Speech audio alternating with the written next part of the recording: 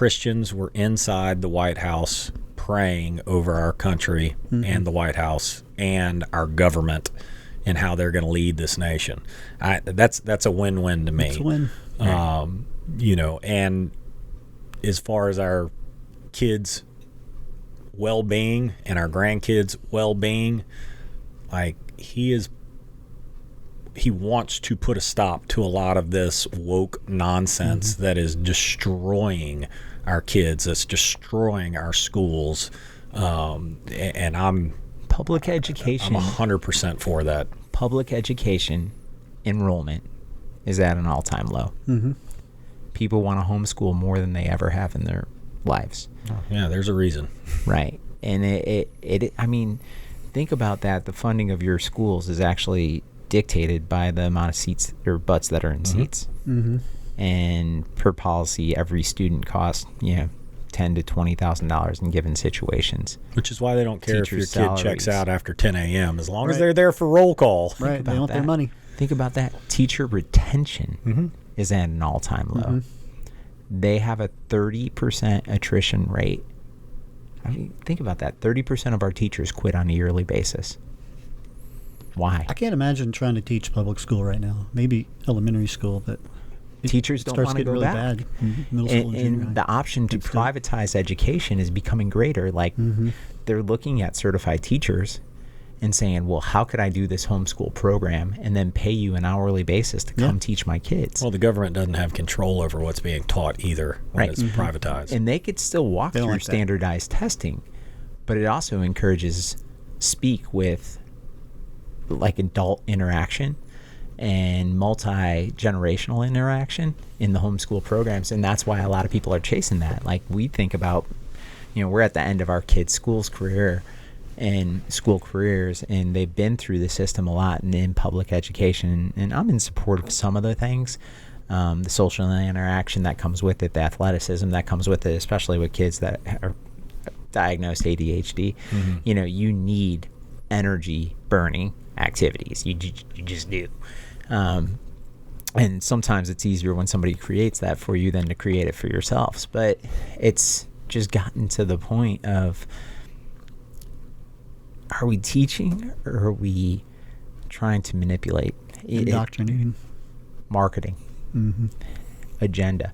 But it also comes back down to, like, even DEI is getting pulled out of major universities because major universities enrollments are dropping at a staggering rate. I think UT dropped their DEI program this year. So did the state of Florida. Right. They tried to ban it all.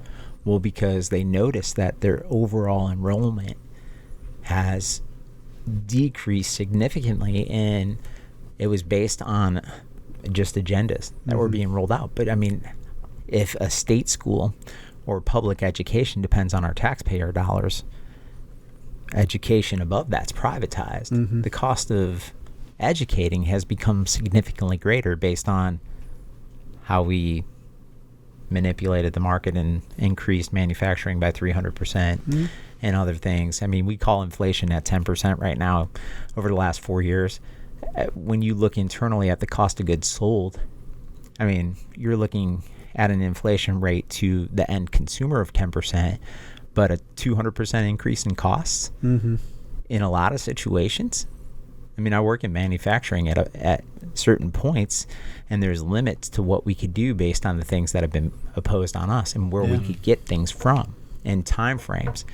I mean, we used to be able to serve people well, and we've put limitations on that based on the fact that we don't even self-produce most things anymore, right?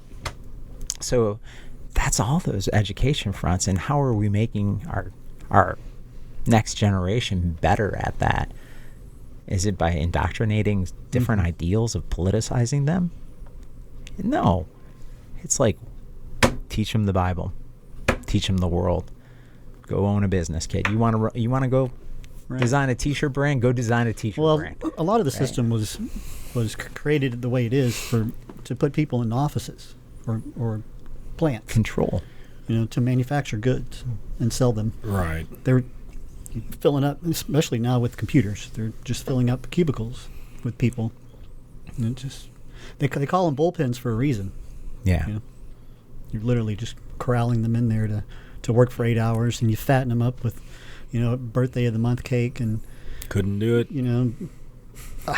I did it for a while. That office culture, man. Happy people create happy at least products. You're on the road a lot, so you're not stuck in an office. But I've worked from home for that drove 20 me years, crazy, man. so I couldn't imagine being in an office anymore. I'd be insane.